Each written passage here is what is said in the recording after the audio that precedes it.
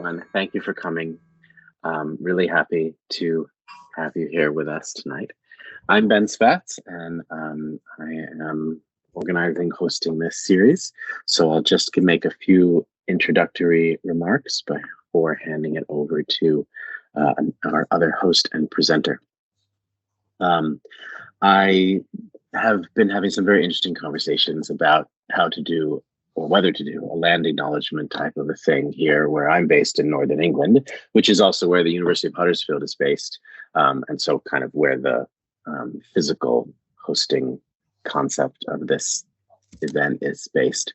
And it's a very interesting question, which, this is very much a work in progress. And I certainly solicit all kinds of input towards that. I think it's kind of evolving over this series of events and into future series of events. And it's very much about how to situate the research that we're doing in this new Center for Experimental Practices. But one thing that I really do want to acknowledge, and I want to at least start by saying, is about kind of my experience of being in this area in Northern England. I mean, there's a lot of histories that I don't know enough about to go into the details of this particular land. But what I do want to start from is the comment by Frantz Fanon that Europe and therefore England and the UK, of course, is constituted or created in some way a creation of the worlds and peoples that it colonized. And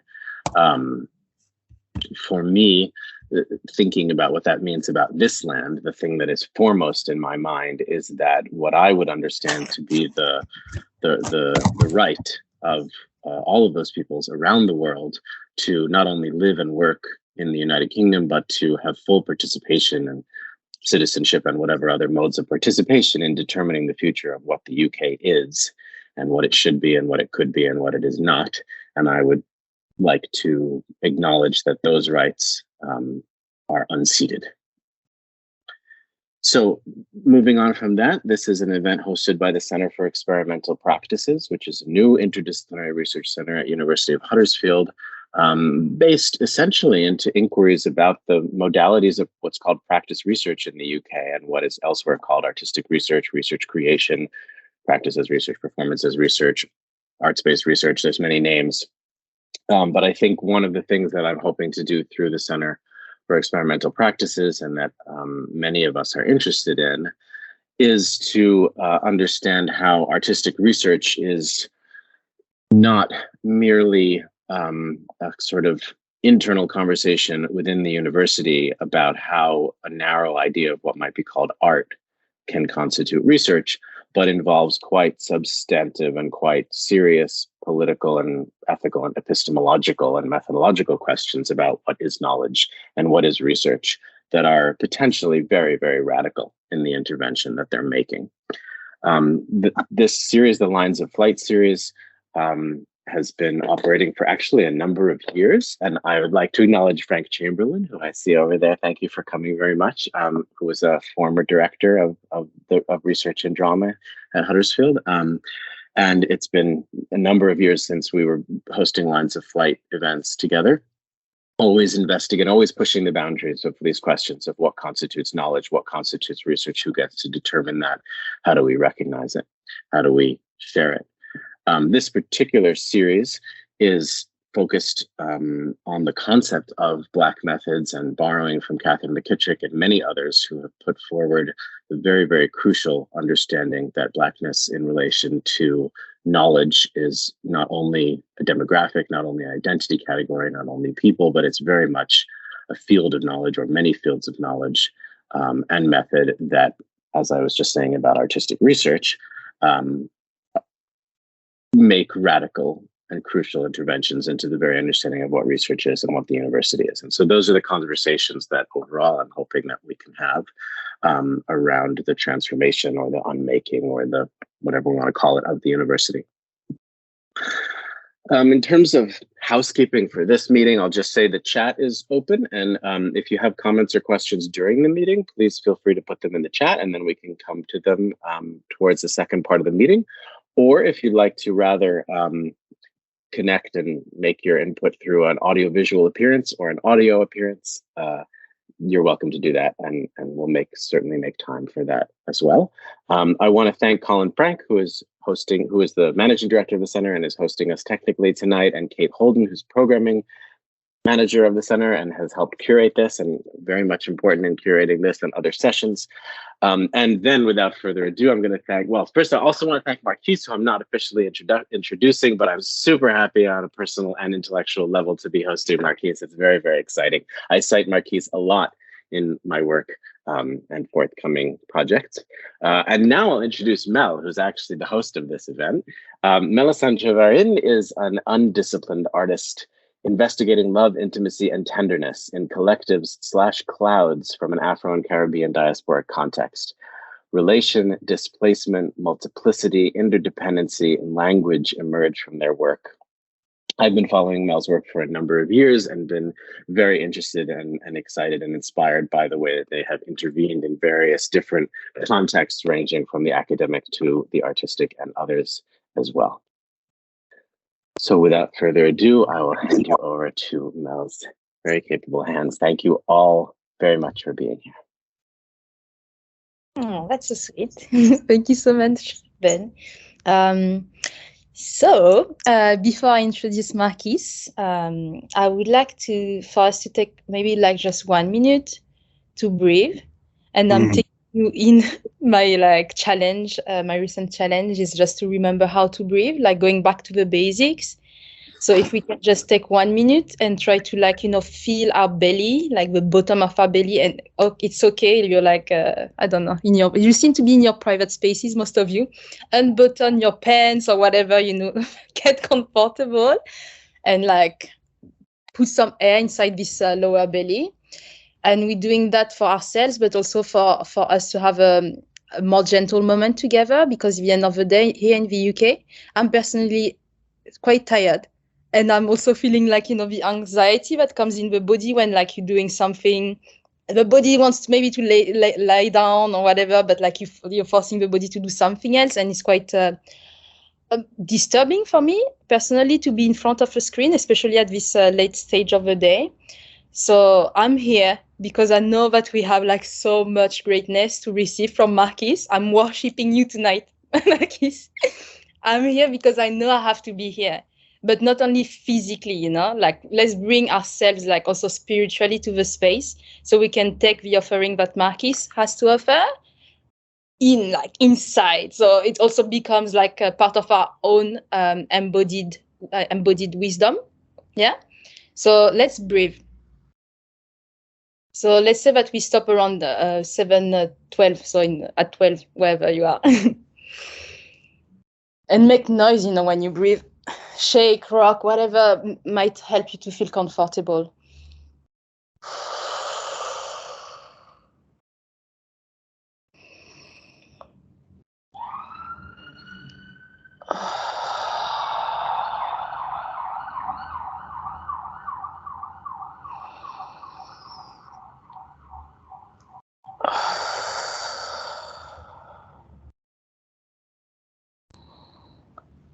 Oh, it's already 12.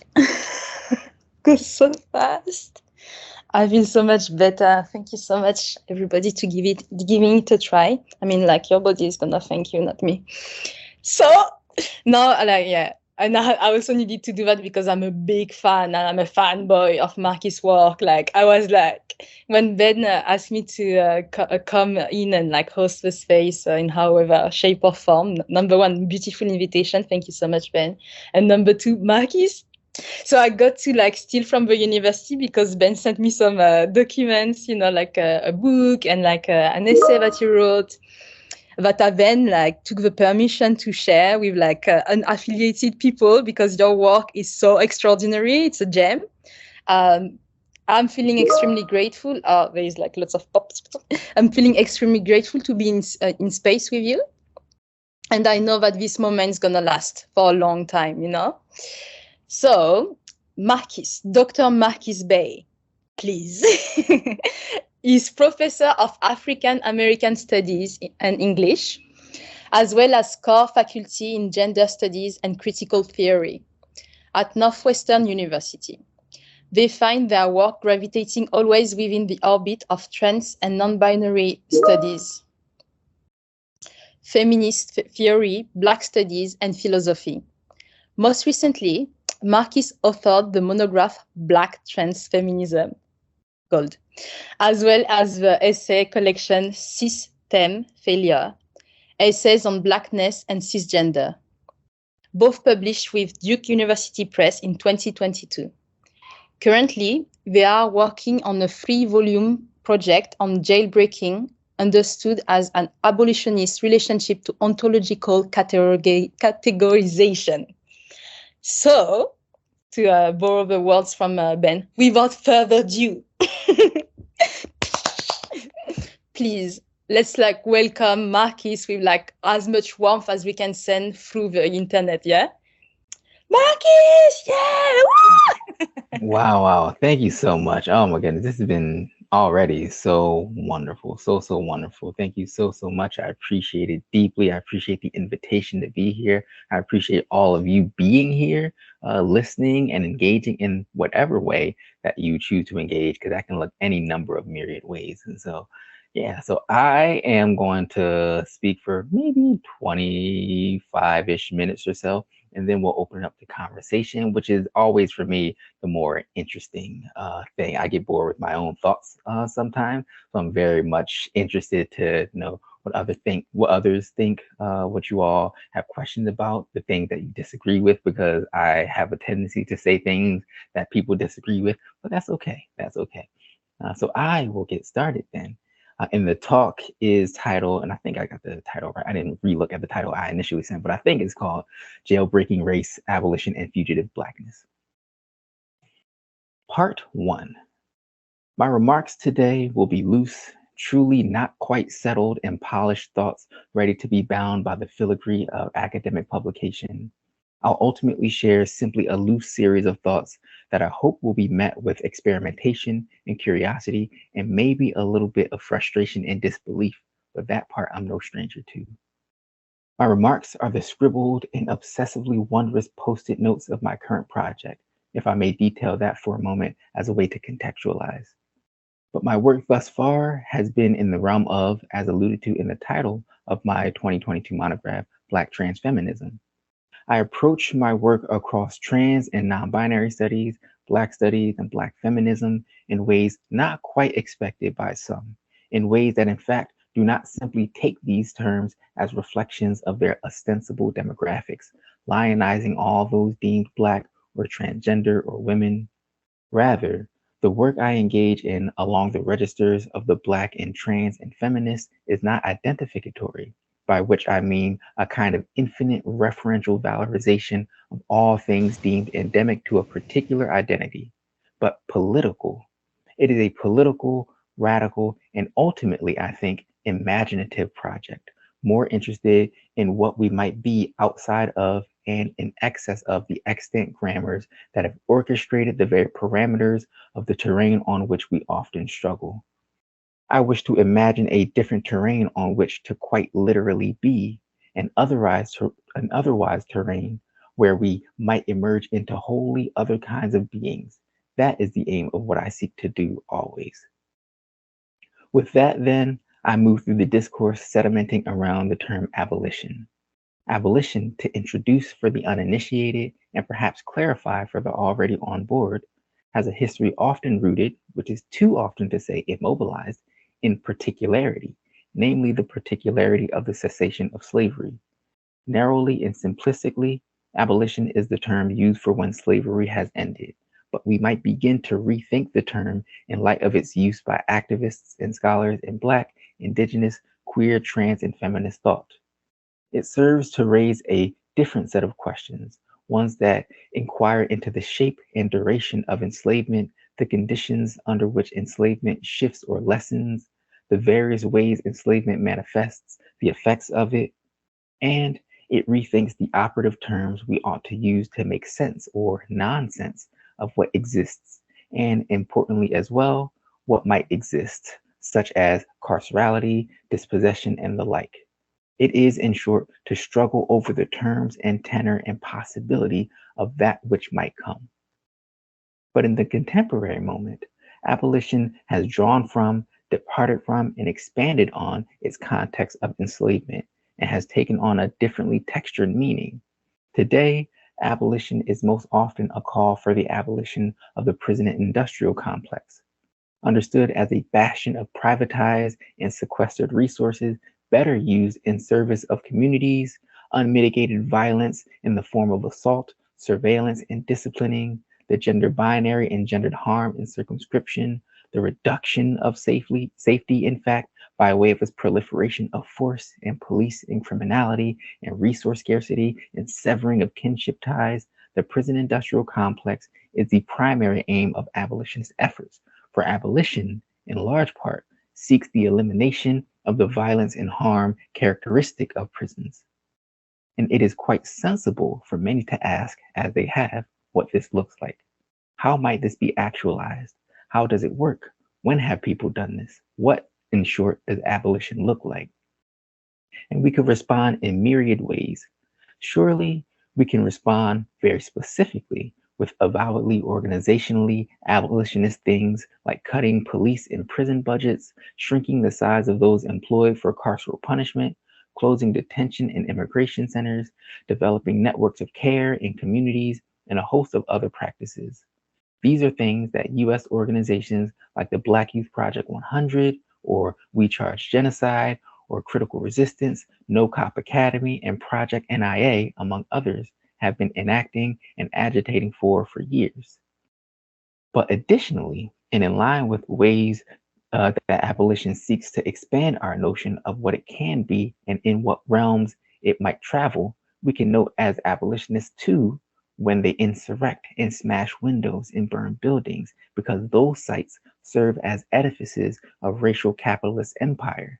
When they circulate tips for extinguishing tear gas and use lasers to foreclose the sight of police and law enforcement during the riot, when they loot, when they skip class and drive downtown to give out water and carpool protesters back home because cops have shut down the city and bus lines, when they open up schools and hotels to temporarily house unhoused people, when they push and push for reparations in the city in which your university is located and actually get those reparations, or when they shut down prisons and steal money from government agencies. In short, one need not deem oneself abolitionist to do and to have been doing abolitionist work. Because when they love even when it's hard, when they watch criminal queers and read captive genders together, when they refuse to dispose of or exile or punish anyone no matter whom, when they feed you and clothe you and hug you because everybody needs some loving sometimes, that too is an abolitionist project in all but name. When they keep the underground party going, when not even the threat, pervasive as it always is, of death will stop their living. We might also respond less helpfully, though perhaps a bit more honestly. Abolition looks like nothing at all, nothing in particular. Because abolition, to enact its politics, is to refuse to predetermine, to prefigure the future, since such predetermination would belie its capacity and its breadth, its imaginative scope and possibility to be anything at all, primarily something that we have not yet conceptualized. If it is about futures, futures that are still here and now, and in particular, futures that radically rethink what ought to be, we cannot shuttle in extant regulations and grammars, for we would recapitulate the same logics that got us into all of this. So we imagine, we dream, we let the windows stay broken, unrepaired, and unreformed because, quote, they are living, breathing archives of a shared grammar of insurrection, unquote. And that is from Renyo Kwang. If to be abolitionist is, quote, to exhibit a kind of preservative concern for the disruption of the structures, effects, and affects that accrue to the system of slavery, of captivity, and carcerality, if it is to be nervous about, and moreover, to attempt to discipline and contain the forces that fugitivity unleashes, unquote, then abolition, in the way I move through it in this talk, is precisely the unleashing of such unruly fugitivity in the realm of history, of the contemporary, the ontological, etc. And that is a quote from Fred Moten. While this is the aim, at least of those abolitionists who have come of political age, as it were, beginning in the 1990s in the US, I wish to push this into other kinds of realms that also operate stealthily in ways that purport to be necessary and good when in fact they limit, harm, and circumscribe.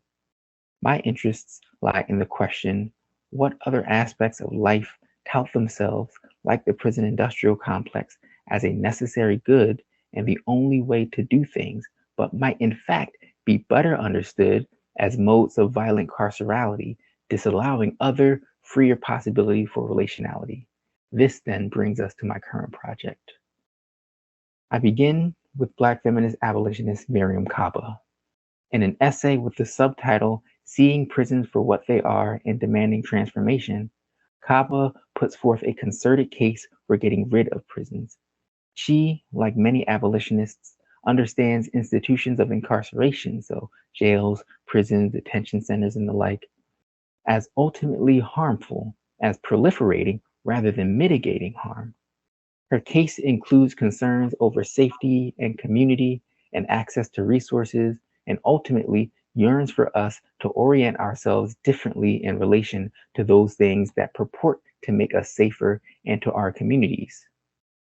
All, again, pretty typical of abolitionist treatises. But Kaba does not use the word abolition solely, does not use this word in the title of the essay. No, she uses a different term at the end of the piece, a phrase used only once throughout the essay, one that might offer a different texture of entry. Kaba opens with a scene that places a demand, one of refusing to torture in order to promote safety. What is needed is a kind of carceral care where conditions that promote and at times make inevitable harm seek to remove the possibility of that harm by placing one within conditions that are themselves harmful and make one wish to do harm to themselves or others to escape this condition.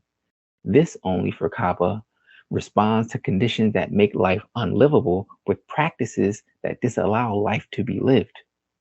It is not simply that there are specific people or specific systems that need to be closed and torn down or tweaked and polished, but that we need something far more reaching and aspirational. We are caged in so many ways, jailed and locked up, but perhaps, and this might come across as insensitive to an actuality many will swiftly name, but perhaps most intensely jailed and locked up with respect to our imaginations. We need then, as Kaba concludes her essay and as Kaba titles her essay, a jailbreak of the imagination. The imagination is the plane on which we dream and think and desire. It is the terrain on which we offer ourselves and others the possibility of another way of doing and thinking and feeling and believing things. But our imaginations have been incarcerated, and I mean that seriously. We have been jailed in our thinking, punished and disciplined when trying to think outside of that jail, when trying to wear and do and relate outside of the deeply strict and stringent rules for occupying that jail, when we dare to think, to imagine a life without something deemed an architectural mainstay, what happens? We are punished, ridiculed, made to get in line, told that this is not our time yet and need to wait, made to appeal to those authorities who will deny our clemency. And if a central pillar of our imagination is what it means to be, do, or refuse something like the ontological, colonial originating, circumscribing imposition of the legibility of race, what happens when we try to get out of the joint, when we jailbreak the imagination of, and that is race? Part 2. Quote, yo, you need to read this book I just came across. I texted a friend of mine. It's called Abolition of Law. It's discussing a lot of the shit you and I have been talking about over the past year or so, unquote. That book by author or authors, it is beautifully unclear who the author is and how many authors there are for such a small book. By author Nevada was actually left in my university departmental email or mailbox. It was sent to me unbeknownst to me until over a month after it arrived because I am horrible at checking my mailbox, and it was sent by someone I do not know. No return address on the package. This book, though, changed things for me, and it changed things in part because it wrote onto the page via an insurgent activism what it might mean to jailbreak at the level of ontology. In a written interview about the book, Nevada writes, and I quote here a bit of a long block quote, when we are not given a geographic interior as the source of legitimacy, we are told there is a racial interior, and this racial interior can only exist if being Black or being white has unique, essential qualities shared amongst everyone of that race. Despite how absurd this might sound, we hear it quite often in activist circles and beyond, center the most marginalized, amplify Black voices, etc. While there are usually good intentions here, it offers us no possibility to understand the difference between the actions of a Black rioter that throws a rock and a Black police officer that shoots them with a rubber bullet, unquote.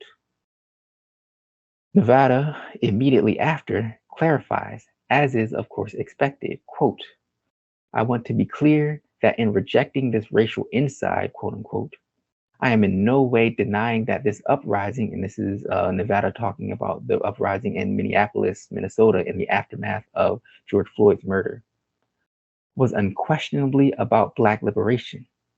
What I am trying to illustrate is that living in a certain city or neighborhood or being racialized in a certain way does not guarantee any sort of solidarity with this vision of Black liberation, unquote, Nevada writes.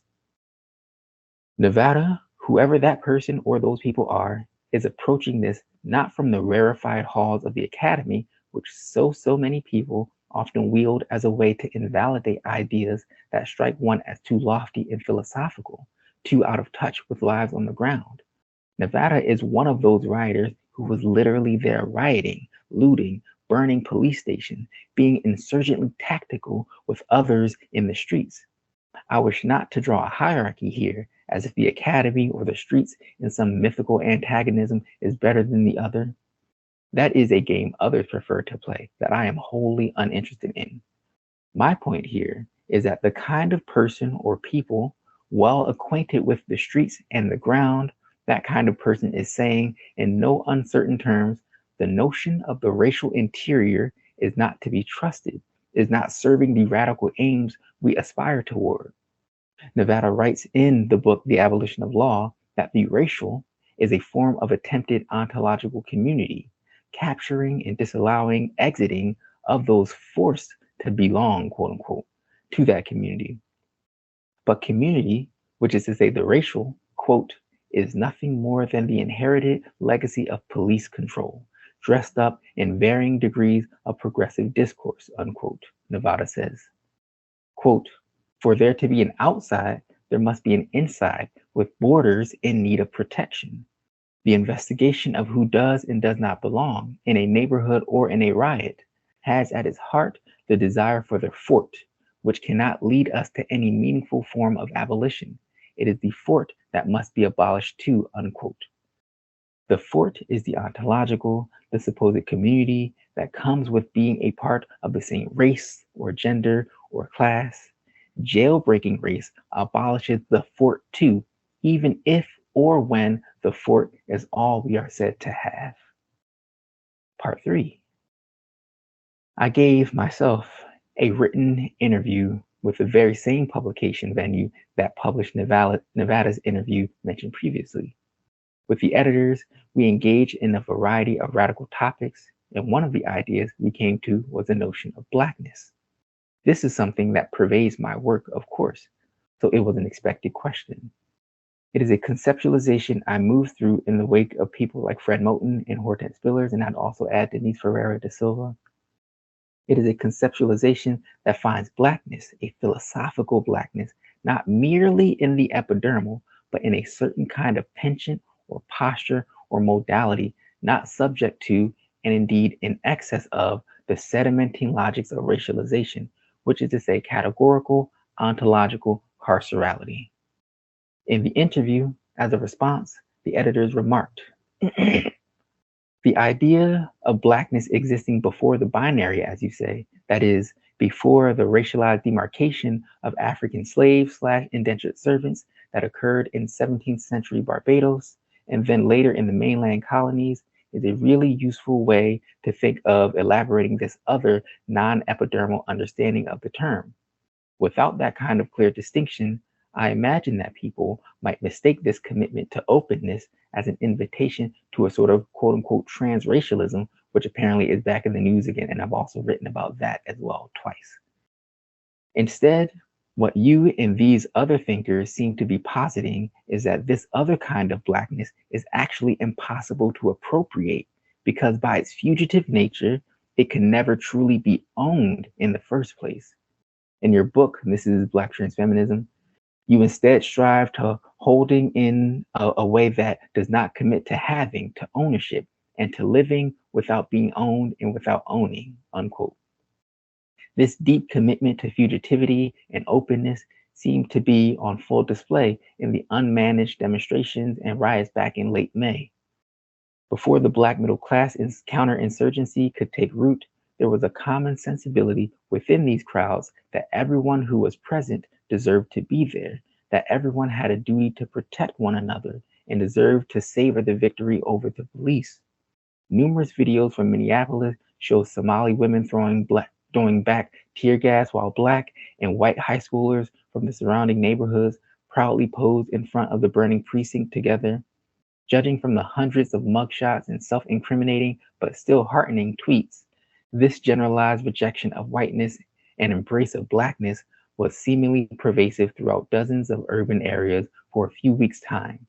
With several months of hindsight, what do you make of this sudden and surprisingly diverse insurrection? And what about the more recent and persistent unrest in majority white cities like Portland and Seattle? This is the question posed to me, and then I respond to the editors of the magazine venue. Yes, it is much more gritty, as it were, than a shallow transracialism. It is a necessary commitment to do insurrectionist work, to be in the trenches, living and loving in the trenches, as Audre Lorde has said, and as I have tattooed on my arm. And on those grounds, there is an affiliation and coalition, the grounds of insurrection and insurgency, or political and politicized work. The sudden rise in more diverse insurrections out in the streets is deeply heartening to me. Not heartening in this frankly bullshit notion of diverse communities coming together, but in what seems to be a demonstration of the commitment to the fact that the terrors of capitalism and cis white masculine supremacy accost us all in varying degrees, but all of us nonetheless. It manifests a genuine belief in the coalition, that the harm being done to Black people, for example, is harm done to those in the struggle and in solidarity with Black people and Blackness. It is a demonstration, I think, of white folks' refusal of whiteness, their refusal to allow whiteness to ensnare them into its folds. Uprising happen in majority white places to many, and to me as well sometimes, seems like it might surely be the result of a certain kind of fear. White folks thinking that I better say that I support Black people and Black Lives Matter, lest I get canceled or called a racist. But I want to think that it is more than that. I want to think that all the houses with Black Lives Matter signs on their lawns and in their windows in Evanston, Illinois, where my university rests and through which I drive weekly, might, as it were, infect those white folks. It might have the unexpected outcome of forging them incipiently, slowly, and gradually, radically through a kind of Black radicality, and I am all for that.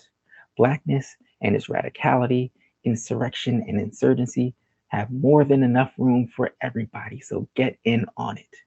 And then the magazine asks an additional question, or says rather, I want to think it's more than that too. Surely some white people are motivated by that fear you mentioned of seeming socially progressive, but I find it hard to imagine that this fear was the exclusive or even primary driver of white participation in the trenches, as you put it. Putting up a yard sign or even attending a few protests doesn't compare to the stakes of actively participating in the street battles with police or setting fire to state and capitalist property. In their recent letter to liaisons about race treason in the George Floyd Rebellion, Nevada declared flat out that no one sets fire to a police station out of shame.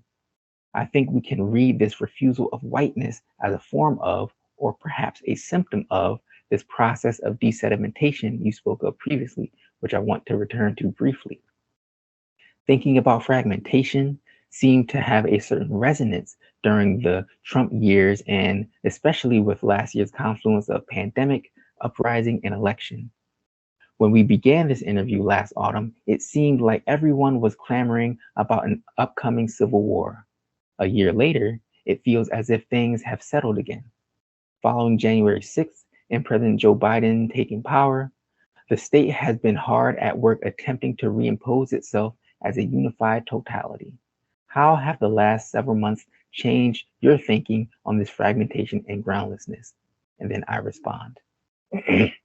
What an astounding question. I think the last several months have done a number of things to my thinking and feeling from a number of avenues. On the one hand, things have settled, and there is no longer the governmental, bipartisan, presidential face of the terrors of the nation for us to use as a foil to mark and tout ourselves as not like that.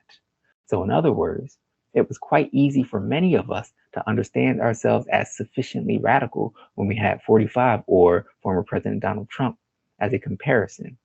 Now that Joe Biden is in office with his moderateness and tepid liberalism, it is easier to feel comfortable. This is, as I'm understanding it, we're witnessing a resedimentation, a return to the settled silt of a moderate and sensible, which is to say non-radical politics, and that is disheartening. On the other hand, as I described in my book, Black Transfeminism, I am unceasingly hopeful, fugitively so. That is, I refuse to believe that those white folks or those cis folks or any of those hopelessly normative identificatory folks who began experiencing tremors in the austerity of their whiteness and cisness and normativity just disappeared. They are still there, thinking and feeling and experiencing the subtle and not so subtle tugs of radicality. In other words, they cannot fully put themselves back together after having been fractured. The fracture, like broken glass, will never be recomposed in the exact same way. They're still out there doing something, perhaps less visible, but I am of the belief that they didn't simply go back to normal. How could they? So it seems to me that even though the ground has in many ways recongealed, at the very least, it is not congealed in the same way, and that difference is consequential. That difference means that something else, something new is now possible that was not before, and I find that generative and hopeful. Part 4. Forever intrigued by how else we might do and be things, the work set out here is one of imagining. Jailbreaking Race, as the title of this talk, as well as the organizing concept for my current project, wants at base to imagine with reckless abandon. When imagining in this way, one can, no pun intended, imagine what others have said and might go on to say, how unrealistic or irresponsible, how privileged, what's the point, or who does this help, and I'm sure many other things to which I am not privy. And I admittedly think all of this is sensible. I might even be a bit concerned if this was not the response that many had. Yet, even in its sensibility, there is still a bit of an unwillingness in the remarks to take this imaginative posture seriously, to take jailbreaking seriously, radically. It will require difficult things. To quote a passage from the book Against Borders, The Case for Abolition by Gracie May Bradley and Luc de Naranja, quote, and this is a bit of a long block quote, "When things are being taken from us, rights, protections, the promise of a future, we can end up focusing too much on short-term battles, defending a status quo that was never adequate in the first place. The suggestion that things not only might, but must be radically otherwise is most often treated with hostility and derision. We are consistently exhorted to work through procedural means toward quote unquote realistic or quote unquote achievable reforms, to follow interminable focus groups and opinion polls at the expense of imagination, hope, and collective power, unquote. When one has been perpetually under siege and vulnerable to oppression, it becomes incredibly scary and downright stupid sometimes to open oneself up to things that sound very similar to that which one's oppressors have said. It becomes also a struggle over the conditions of livability, whether one has rights or whether one should ridicule this or that other marginalized group, because that allows one entry into structures of power, or whether one should or shouldn't venture too far into the territory of experimentation and trying out. When one knows only a limited scope of things, and within that scope, the parameters of life are adjudicated, even when that scope is killing you, there is a fear to venture outside of it. One knows little else. What I am proposing, in a sense, is venturing way, way outside of it. I end with a call for jailbreaking, unequivocally, race as a mode of ontological capture or incarceration. Inasmuch as this is a project that cannot abide carcerality and captivity, as Jennifer Nash has written of Black feminist theory, it is an anti-captivity project, one, quote, fundamentally invested in radical conceptions of freedom. Thus, underpinning my investment in letting go, this is Nash's words, is reanimating Black feminism's radical imagination, its capacity to continue to ask, what if we imagine relationships with what we cherished beyond the racially saturated conceptions of property and ownership? Can we untether care and love from ownership? Can we express our deepest and most cherished investments otherwise, unquote. And that is from her book, Black Feminism Reimagined, After Intersectionality. There is so much we have not yet become. Jailbreaking is an opening up into those other things. We have been curtailed and ontologically hemmed, and sometimes we venerate our hemming because it is the only way we knew how to persist, to claim what has been pathologized in us. But I wish for us to imagine ourselves as more than only what has been given us. I wish for us to imagine even more than what has been taken from us too. What are the things we have been neither given nor have had taken, but haven't even fathomed yet because the parameters of fathoming have been clipped? How radical do we wish our conception of freedom to be, which is to say, how radically free do we wish to be? I know we want it, but what will it mean to actually be that free? A freedom that is less concerned with unfettered access to things once forbidden and way more interested in what has never even been an option. We are all in, ripping that Band-Aid off and biting the bullet because it is going to hurt. And I mean, why wouldn't it? We will be in anti-capturing ourselves, tearing away some fundamental parts of ourselves and leaving the only homes we've known. We have invested so much in the things we have been given, in part because capitalist logics have said that caring about something equates to an investment in it with the expectation of a return on that investment. Jennifer Nash's expression of these investments otherwise is a subversion of the commitment investment conflation, the identity property conflation, the assumption that all we have is all we see before us. So come radically imagine what a world and our relation to others could be if we did not predicate sociality on transactional exchanges or violent presuppositions or ontological foreclosures or skewed life chances. Imagine what jailbreaking will feel like. That world in which prisons and logics of captivity, all forms of captivity, are, by definition of the existence of such a world, impossible. Imagine the kinds of beings we might dream ourselves into becoming when we do not have to adhere to such narrow templates of even being given acknowledgement. Imagine that. Thank you all so much. All right.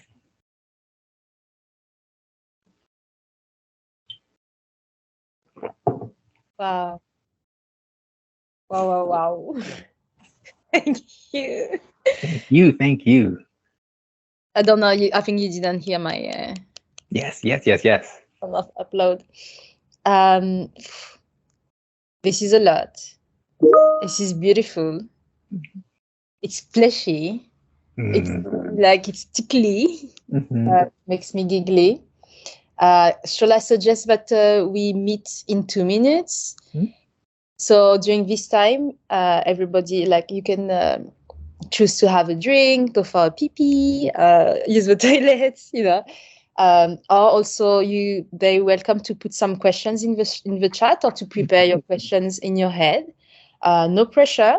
As Marcus indicated just before their presentation, we're going to proceed towards a conversation. So, like, imagining, because lots about reimagining, like imagining that we are all in the same living room. So think about, like, chill vibes and everything, like be at ease. So I'll give you an extra minute, 51. So let's gather back in 2 minutes, okay? Okay, so now is the time to gather the questions. We're gonna be sitting on the same couch, gathering questions, comments, because who knows when we're going to have the chance to be in presence of Marcus, right? Also, like, I know, like, I'm not the only one to think that this has been, like, incredible, someone called Rari said amazing, and I, like, so second that, like, this word amazing has never been, like, just so on point, it's been, like, so generous. I want to make more art now, like, I'm feeling so inspired. So please feel free to unmute your mics, because as Marquis said, it's a conversation. So let's be in conversation with one another. Are we all okay with following the rules? And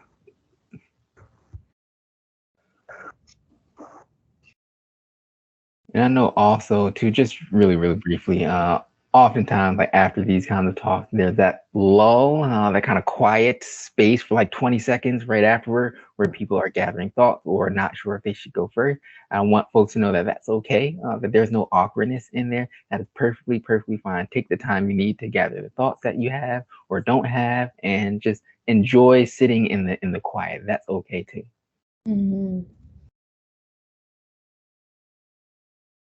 And like you were saying during the talk, like, it's okay, like, let's practice fugitiveness and openness.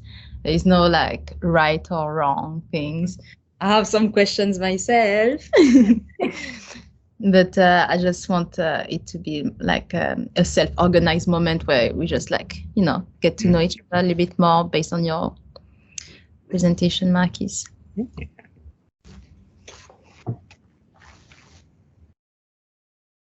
Okay, I'm gonna start. I'm so bad at following my own rules. I'm gonna start. Marcus, I have maybe like a very open question, from the standpoint of artists, of being an artist. How do you imagine, because we are doing this exercise of reimagining, how do you imagine artists in general being part of this work, Oh, I love that question. I do. Yeah, and of course the category of artist is quite broad for sure. But I think where my mind immediately goes when thinking about artists and practices of fugitivity is the ways that gestures can be resignified or can mean different kinds of things, or the ways that gestures are also subject to various kinds of normative constraints. So how is one to move their hand, or how is one's voice supposed to feel? In what ways can we depart from and move away from that rigidity? Or even if we don't depart from those things, how can we inhabit those kinds of gestures differently? So might it be that maybe you don't move your hand or your voice or your gait in certain kinds of ways, but you think differently about them. You allow yourself to cultivate space for other people to move in different kinds of ways. Even something as, seems trite and simple, but in what ways do you, for example, I was teaching a Black feminist theory class yesterday, and one of my students noted that the ways that she occupies space on the college campus has perhaps allowed other people. So, for example, hugging people or making clear that this space that one is occupying is one that is open to various modes of inhabiting that space. And that then allows for other people to realize or come to a realization or to remember that they can inhabit that space in different kinds of ways, that that space is not like other spaces that require adherence to various kinds of regulative criteria in order to inhabit that space, quote unquote, properly. So I think with artists, there's a way that artwork or various kinds of artwork or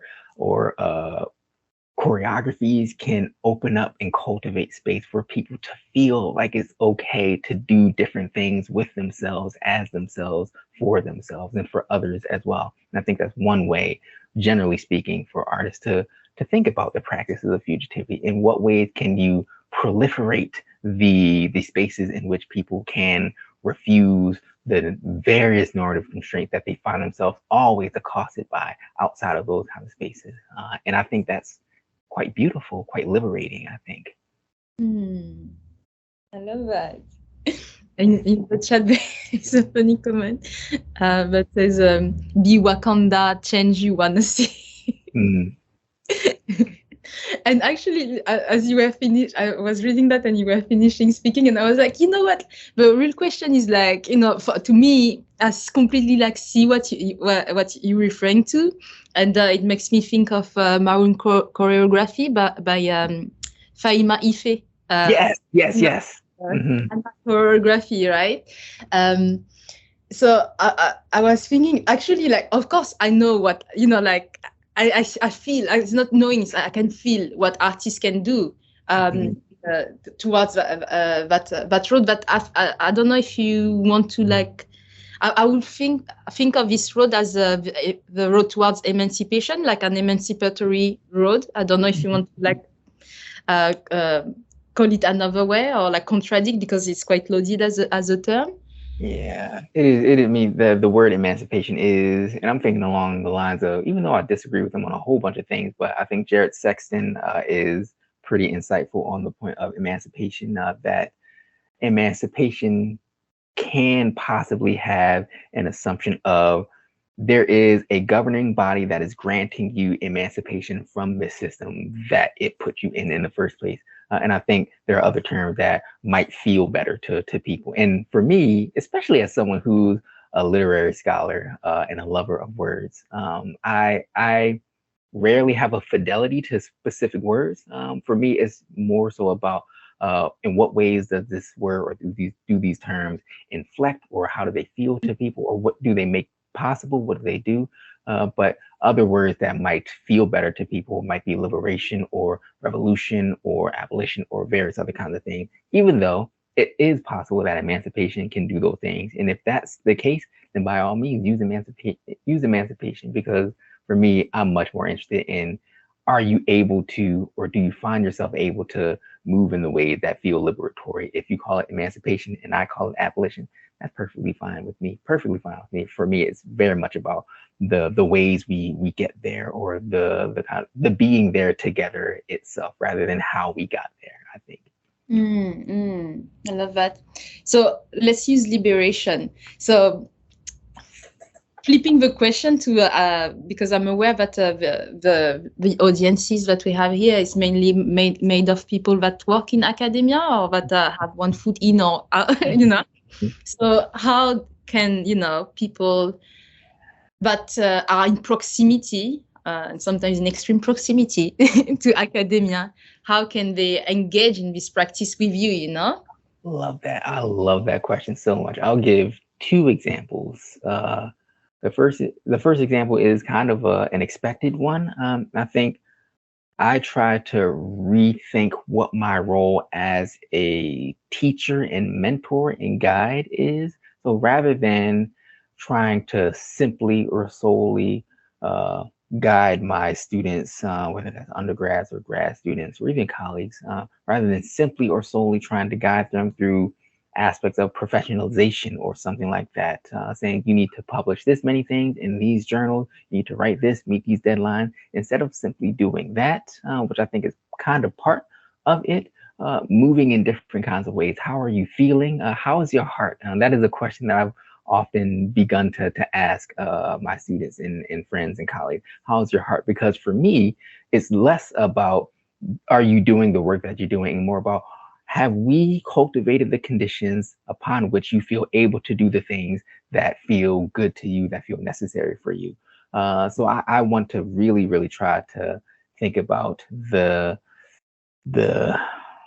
fullness of people that I encounter, and recognizing that something else is always going on. So someone might be late in responding to an email from me, or late in getting a paper assignment in. There's always, to me, something else always going on. So how can I care for those things as well? Because perhaps you don't need someone telling you you forgot to respond to my email, or you forgot to send this in, but maybe what you need is, are you okay? How can I care for you right now in ways that you're perhaps not getting elsewhere? And I think that, especially in the context of the austerity of the university, I think that can do absolute wonders, because it will allow for folks to feel like they're more possible in the world, to feel like it's more sustainable to move through these kinds of spaces. So that's the first thing I think that we as academics or pseudo academics or adjacent to the academy, I think that's one way we can kind of demonstrate this kind of liberatory fugitivity. Another way, and this will get me in trouble, but whatever, I guess I have plausible deniability, but I have taken up the practice. I hope none of my colleagues are here actually, but even if they are, whatever, what are you gonna do? So I've taken up the practice of, so for example, when I was writing the Black Trans Feminism book, and among other projects that I was doing as well, I've done this on a couple of occasions. I, as a tenure track faculty at a university, I have access to discretionary funds for very strictly regulated professional development things. So for conferences, for books, and for nothing outside of those things. And when I am doing the kind of work that I do, I sometimes draw on and utilize the knowledges and experiences of people who are marginalized via race, via gender, via a confluence of those, etc. To use discretionary funds to aid those people is not an acceptable thing to do by the university standards. But to me, I am understanding my project as one very much gathering resources from the university and trying to disseminate those things to these people who are marginalized. So what I do, because those professional funds, those professional development funds cannot be used to literally pay people who are struggling, who have gifted me the knowledge of their experiences, what I do is literally lie to the university, fabricating receipts to then send them, yeah, I bought these books, I did not buy these books, and then taking that money from this discretionary fund and then giving them to these people. That's one way of literally stealing money from the university to aid various other kinds of communities outside of and who have been written out of these this university. So those are two practices, and there are a number of ways that people can do that. If one is in a more clerical kind of position or an administrative position, there are any number of ways you can literally, and I would say you should, steal from the university in as many ways as you can to redistribute the wealth and the resources, etc. Because for me, that's one of my primary aims as an academic. How can I redistribute and think about the resources that I have access to and allow those resources to be shared? It's very much a practice of sharing for me. And this is very much the knowledge I gained from people like Fred Moten and Stefano Harney in the Undercommons, that this is about sharing the knowledges, the resources that we have access to, and allowing for that sharing to then dissolve the various kinds of normative institutions, harmful institutions that seem to always be accosting and betiding us. So yeah, I hope that answers the question. I think that answers the question. You sure did. Excellent. And we should all remember. I think is it Leo Cohen? Leo, do you want to come in to talk about that? I didn't know about this term. Yeah, I was at a a talk with Naim in Bergen at the Kunsthal, and they were talking about queer methodologies, and Naim gave this term infiltrators for the people who are working within arts institutions, within academia, who are sort of doing this work somehow that you talked about, Mark. Love that. I love that. Yeah. Infiltrators. Thank you. And since someone is raising their hand, I will ask my question after. Okay, Shaila, hi. Yes. Welcome on the couch. I know. Don't worry. I'm sitting in my little bed, trying to be comfy. I'm not an academic, but I used to work for an academic institution, which was Johns Hopkins, which I say because it's very evil.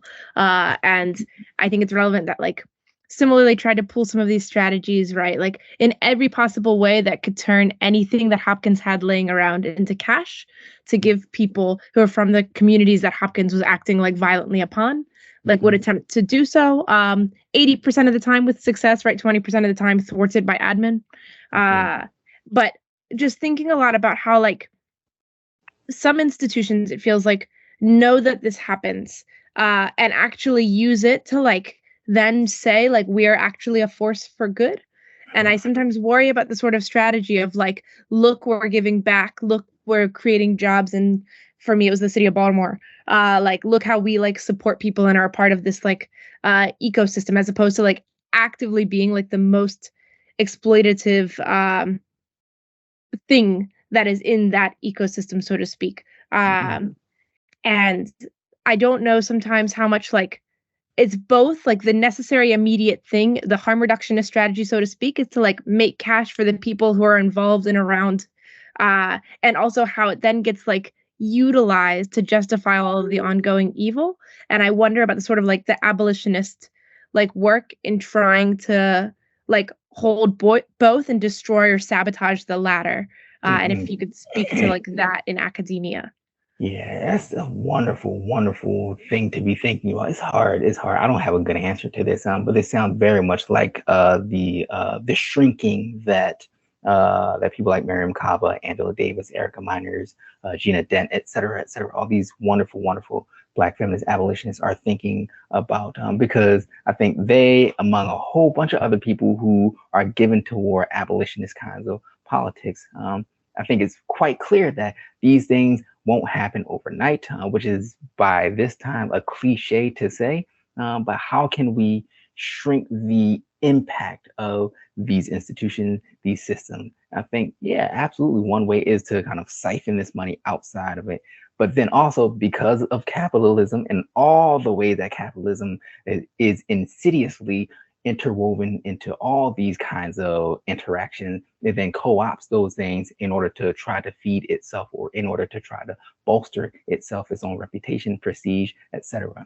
My hope is that, and I don't know if this is necessarily true or the case, but rather my hope is to think about the way that perhaps the university or whatever is trying to use this to say we are a force for good.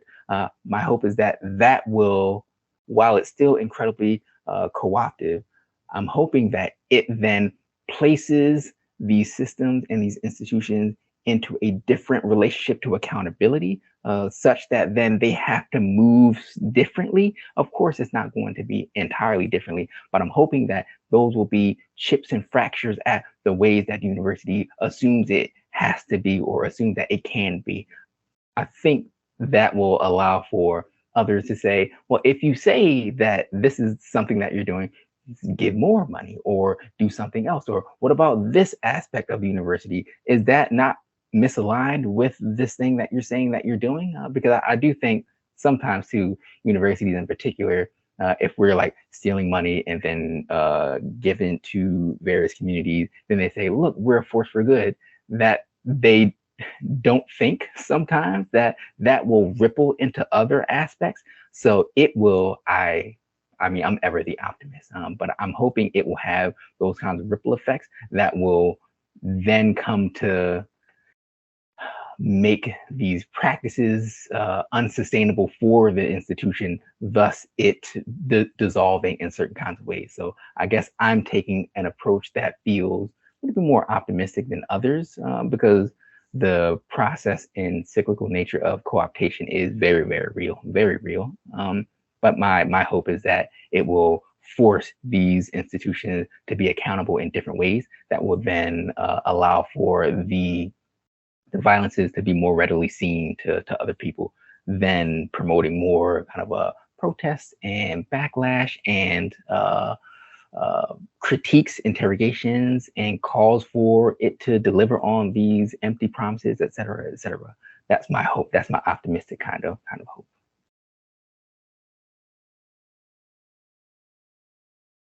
Other questions that folks have. These are wonderful questions, by the way, too. Really, really wonderful questions and wonderful comments as well. And then you're gonna go in a second. I just wanted to read out a comment by Che Broadnax, saying, quote, quote, expropriating resources, unquote, as learned from Ashanti Alston. Yeah. Thank you, Leo. And also, please correct me if I'm not pronouncing your name right for the resources you shared. Ben? Should I go? Yeah. So my question is, like, maybe in a way slightly different focus, but in some way it's all connected. I wanted to ask you, I mean, there's so many different things I could ask you, although a lot of the questions that I was thinking of have already been mentioned, but I really wanted to ask you to talk about the poetics of non-binary gender in the context of everything that you're talking about. And just like to give a little bit of context on that. I think I actually learned about your work now a number of years ago, when I was looking around to try to find around the kind of early Rachel Dolezal moment, like people who were thinking about that, the kind of, because there were these very reductive framings around the relationship of race and gender categories in that moment, where, not to repeat them, but like, it was either that they obviously were exactly the same and function in the same way, or they were completely different. You couldn't even think about them together. And I was looking for more sophisticated ways to think about how they could be both very divergent and similar. And, then reading later works of yours, like Black Transfeminism, obviously, and lots of other works where these things are much more complexly interwoven than can even be imagined if you're starting everything with a kind of demographic framework and you're assuming that these are just kind of identity categories. Everybody has one, different types of identity, all of that nonsense, where it's actually much more asymmetrical and interwoven and complex. But, in relation to this opening up of the imagination, I would just love to hear you talk about where that, because at least in my experience, despite all of that, despite reading through a lot of that work and seeing how in certain contexts, it's impossible to think about race and gender separately. They're invented together.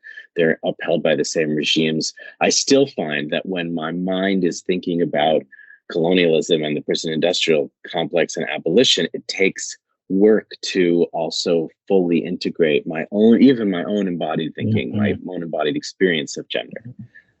So in the context of like Jailbreaking Race and the things that you've been talking about, I'd love to hear about where you are with kind of the poetics of gender and thinking, of course, also what you said about not hanging on too tightly to words. Like, I'm not proposing non-binary gender in any replacement of queer and trans, but also for me, and I think for you, but definitely for me, like the non-binary is adding something, it's bringing something, but I don't yet fully know what that is, and I'd love your thoughts.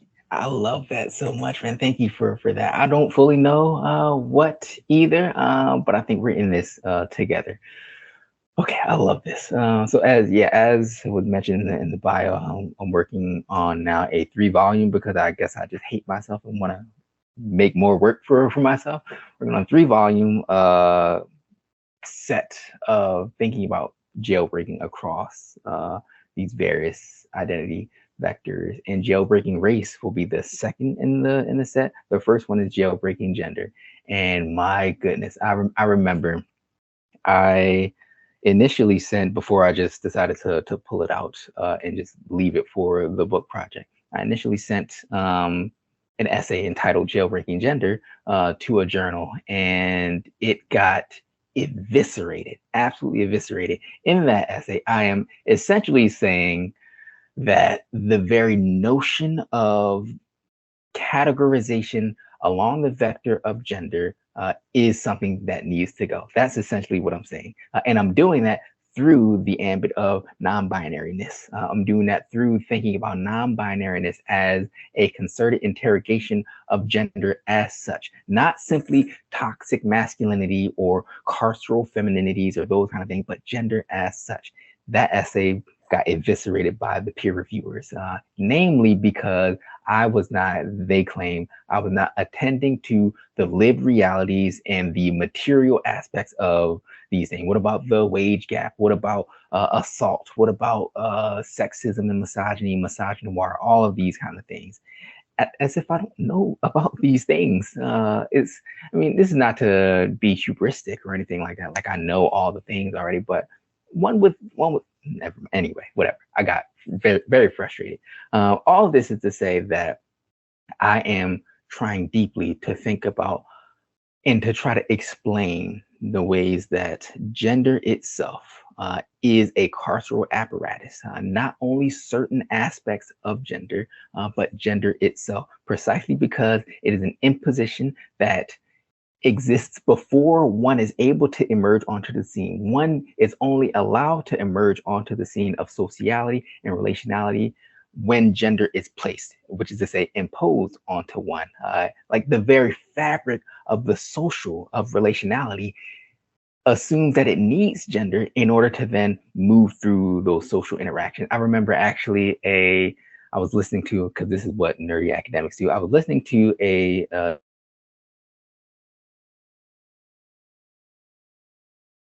the sensitive subject. I think it's like their 7th book or something like that. And during the Q&A, Judith Butler is recounting a moment in which they are at a hotel and here's a knock on the door, and it's one of the hotel staff. And Judith Butler goes to the door, opens the door, looking like Judith Butler, and then the person who worked for the hotel looks up, sees Judith Butler and says, Mr. Madam, and then Judith Butler responds, characteristically wittily, do you really need to know my gender in order to enter the room? And you might cheekily respond, yes, precisely because gender is this kind of social lubricant that everything is stalled until gender is placed, which is also to say that one is disallowed from not doing and being gender, which is also then further to say that gender is carceral. You're disallowed from leaving it. So if I am moving through abolition in a very concerted way, I must think about the carceral aspects of gender and thus think about what might the potentialities be in non-binariness, not as a kind of androgynous middle ground between masculine and feminine, but rather as a refusal, an utter refusal of gender as an organizing apparatus for one's existence in the world.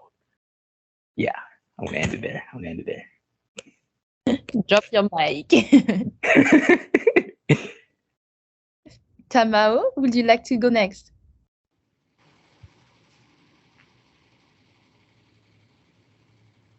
Can you see me? I can't see myself, so I'm not sure if you can see me. We can hear you. Oh, sorry.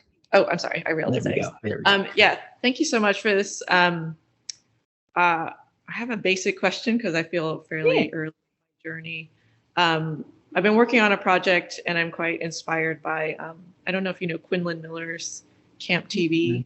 And it's one of the few examples in which, as I'm trying to show that, among many things, the way that Quinlan Miller does in Camp TV, that the concept of cisness is often simplified, and we use our lookism to just say, oh, well, you know, if you look at this period in history, Quinlan Miller's looking at U.S. sitcoms in the 50s, and I'm looking at Italian popular comedies from the 1970s, and kind of trying to argue the same thing, that in my case, if you look at it, people might use language like, well, these are movies made by men for men, and they objectify the female body, yada, yada, yada, right?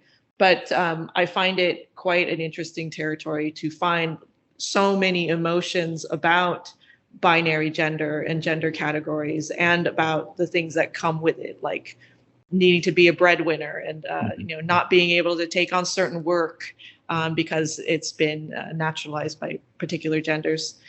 So in that journey, and I'm new to your work, so I'm looking to read more, and I really appreciate your talking about being eviscerated in your submission, because what I'm looking for is one, what are your opinions on my personal confusion entering this space for the last couple of years and going and listening to a lot of the scholars who are supposed to be the top, the sort of trans media scholars, and being a bit perplexed by how they just throw around the word cis as if it's completely decided. When cis people say this and when cis people say that, and to me that seems like a huge violence, right? Like our work is exactly saying what looked like cis on the surface isn't so today. And if you look back in history, trans history is much more rich than, it's not a current thing. We didn't have the words for it, but we're trying to enrich our archives.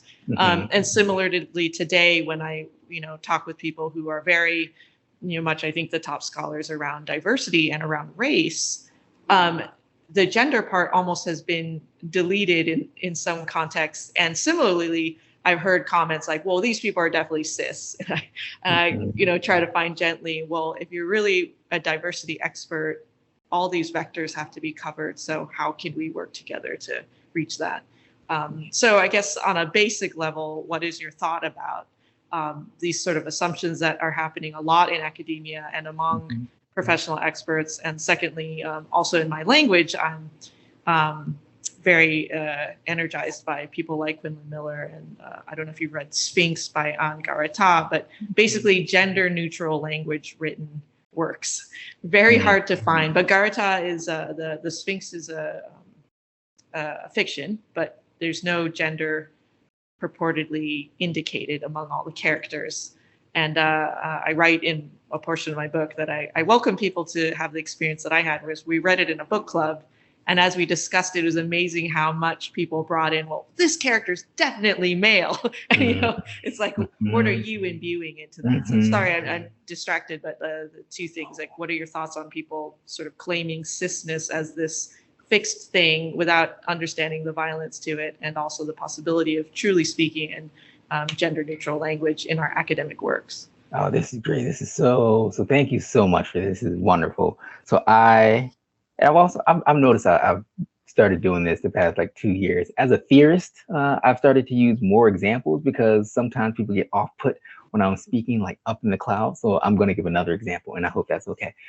So I remember I was giving a talk and a trans philosopher who's a friend of mine asked me the provocative question, and she prefaced it with knowing me and knowing that it was a provocative question, and then asked me, do cis people exist?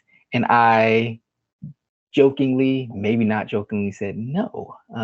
And I said that though, because, and this I promise this will get very much directly to your first question.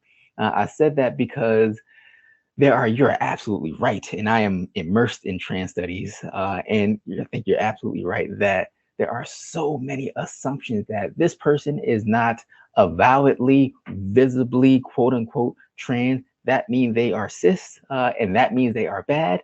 And I'm like, this is very similar, not the same. I don't want to conflate things, but very similar to the critique that someone like Kathy Cohen is making in Punks, Bulldaggers, and Welfare Queens on the radical potential of queer, in which oftentimes in queer activism and politics and in queer theory, there was an assumption that it was queers versus straights. And we know one when we see it, and we know the other when we see it. And it's like, but there are so many other vectors and ways that queerness, at least in Kathy Cohen's estimation, manifests that is not specific to this certain sexual orientation, sexuality, sexual practice that we associate with queerness. So I am thinking similarly, again, not the same, but I'm thinking similarly with respect to thinking about this, what I think is a fabricated and fictionalized binary of cis and trans. One, which is also quite strange being in trans studies, especially because we are thinking about all the ways we can vitiate binaries, and yet we are instantiating this cis and trans binary, which is a little bit strange to me, though I think on the one hand, I get it, I do.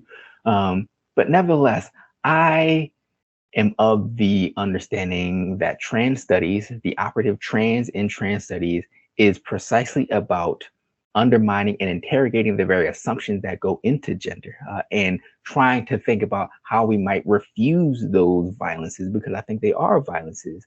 So when I hear, and a whole bunch of my friends in trans studies are saying, when cis people do this, or cis people, or this person is cis, I want to ask them the question, how do you know that? Like, in what ways do you know, and are you assuming a certain kind of orientation to gender by virtue of making recourse to the visual here?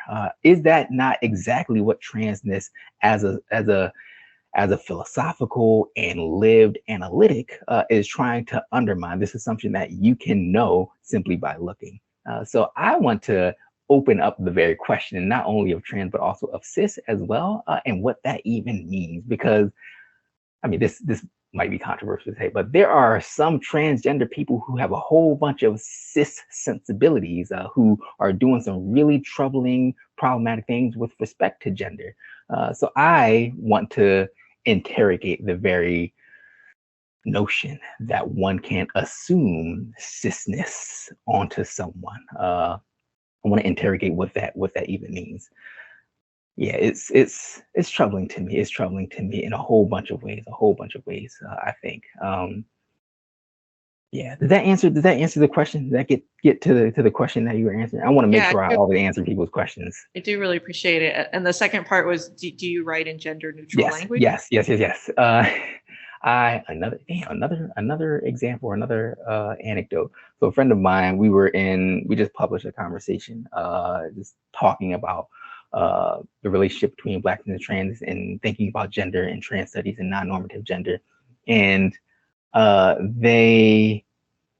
what did I say? I forget exactly what I said. Because I'm trying to do this work of refusing gender, which also, in large part, especially in this contemporary moment, in this part of the world, means refusing pronouns in certain ways, which are incredibly laden with gender.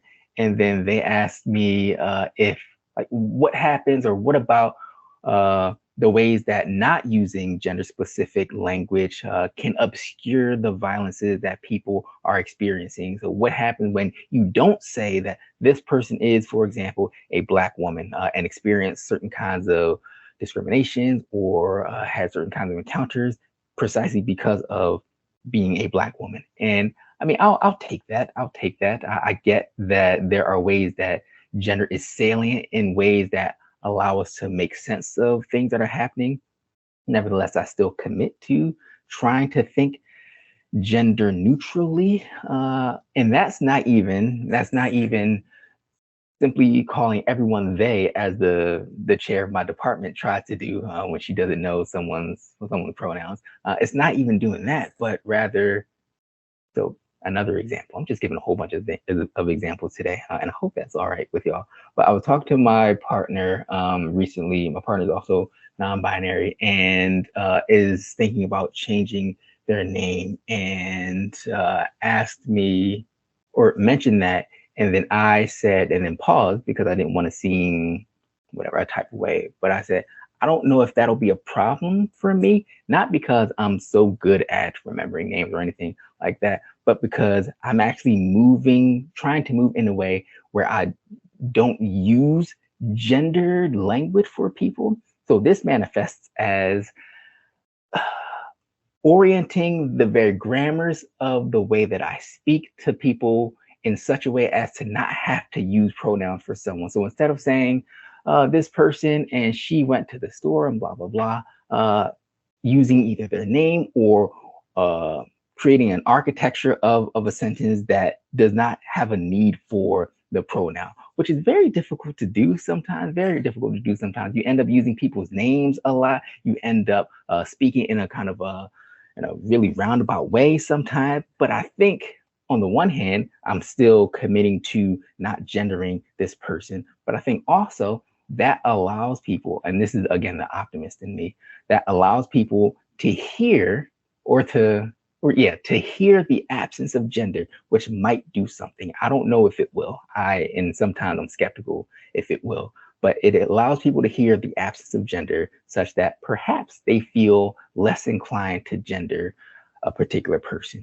So I am very much even though it's critiqued sometimes, but I'm very much a proponent of trying to not use gender neutral language, but to refuse gender as a part of language at all, which is very difficult again, but it's possible. It's possible, it's difficult, and I think it will ultimately be helpful, but it is very difficult.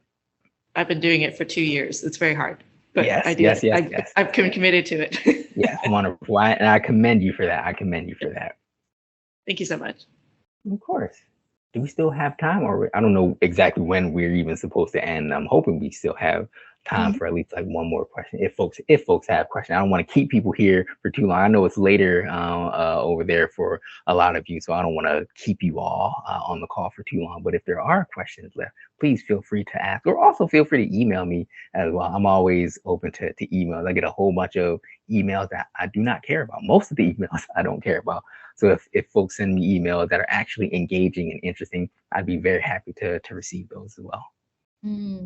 So maybe we could put or you could write your email address in the chat. Yeah. At the end of the call. Ben, what are you saying about time? I was also like, I don't know. Oh yeah, I mean, it's up to how you feel. The meeting is booked for 2 hours, so that gives us another half hour. But I think hour and a half is more like kind of what feels like it's how they're going. So no pressure to extend beyond. But if there are if anybody else wants to raise any other topic, or if you want to say anything else, we don't have to shut down immediately. Yeah, I had a question actually on the back of what you were just saying, or just like something happening inside of me. I was thinking, you're the director of your department, or the person that you were mentioning in your department, they mean everyone as a sort of like maybe a radical act for them, or Yeah. But I think it made me think about your work in the context of approaching the unknown with what it is, and also like facing this discomfort with proximity.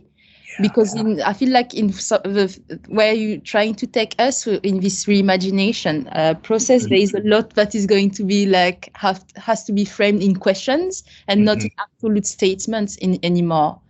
So I don't know if it's a question or just like I wanted to double check that I understood that, and also what it means, for us, programmed beings to actually like have to go back to the basics, of like being in proximity with one another and not like washing away from it. Yeah. So there is, I believe that there is a lot that is generative in that feeling of discomfort that you named. There is a lot to be gained there, because I think discomfort this is not to venerate discomfort for discomfort's sake, but I think that discomfort is a signal that I don't know if I want to go so far as to say normativity, but something akin to normativity, or the kind of seamless flow of sociality, which is predicated on various normative regulations. That discomfort is a signal that something is off, and I want to understand that as generative. So when someone is using simply they for everyone, and I don't want to denigrate that either. I think the person I mentioned, the chair of my department, is doing a marvelous job, absolutely marvelously job at moving through gender in ways that she was not trained in, or that she had not thought about a whole lot, or something like that. I want to commend that for sure.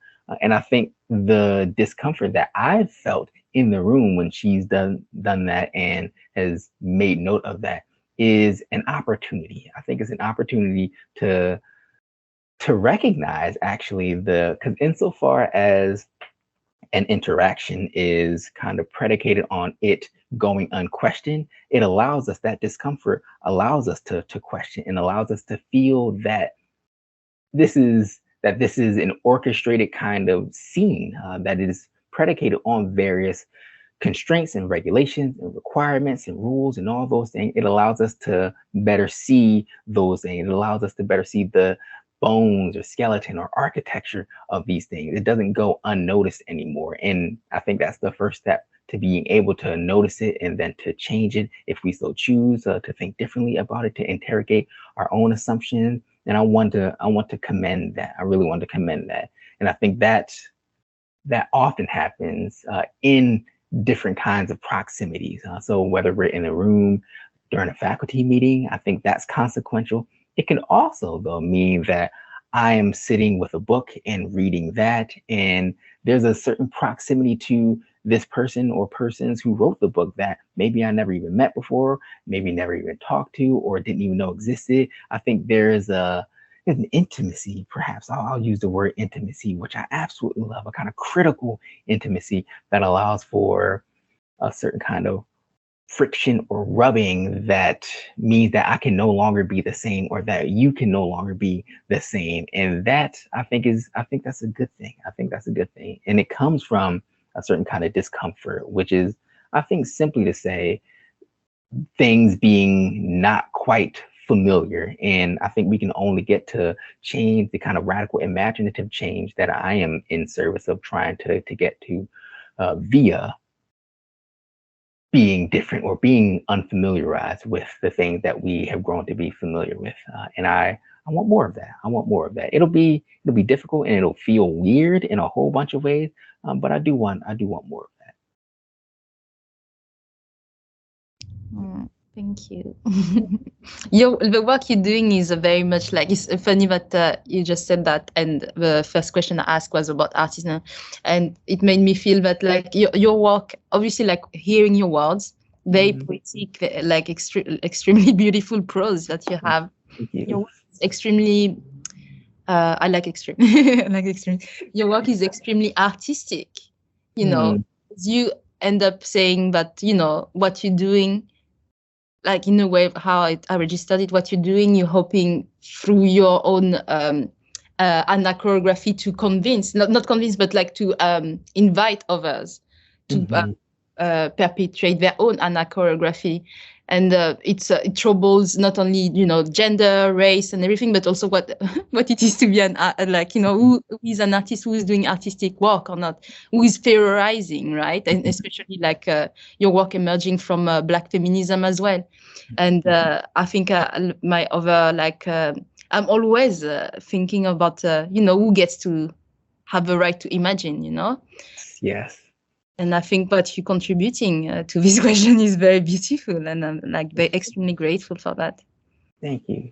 I'll say one quick thing in response to that.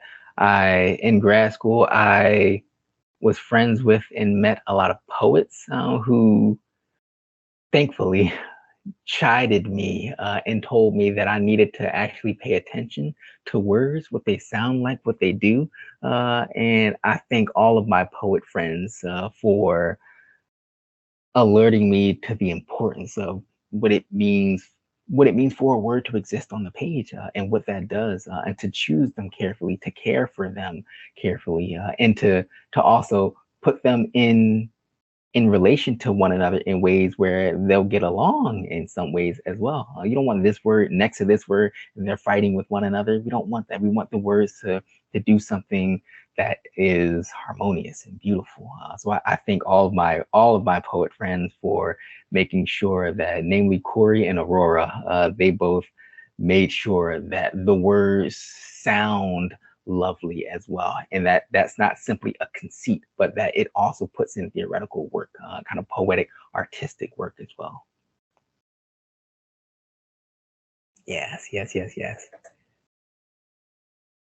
This has been lovely. This has been so wonderful. Thank you all so much for being here, for being such wonderful participants. However you participated, this has been amazing, absolutely amazing. Thank you so much. And like recognizing that you exert so much energy, you know, into doing the work in general, but also in being here with us. I'm gonna call in for the last bits of comments, questions. Noting that also I invite you, Marcus, if you're not doing it, to like just see the lovely comments that you're receiving, like expression of gratitude in the chat as well. Yeah. Now is the time for the last comments, last questions, last showing of love, you know, or gratitude, however you call it, as we drawing to an end for this moment together.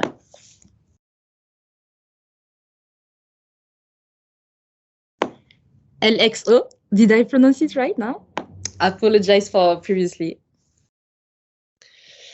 Yeah, I don't quite have a question, but I've been making points on my page, and I've just been underlining words and things that came to me, which began with like the idea of the otherwise terrain, and jailbreaking at the level of ontology, and sort of the desedimentation of the racial interior. And I'm just fascinated by this idea of like abolishing the fort. And I made this note, I'm not sure if it's correct, but like this fort being the center of racial community.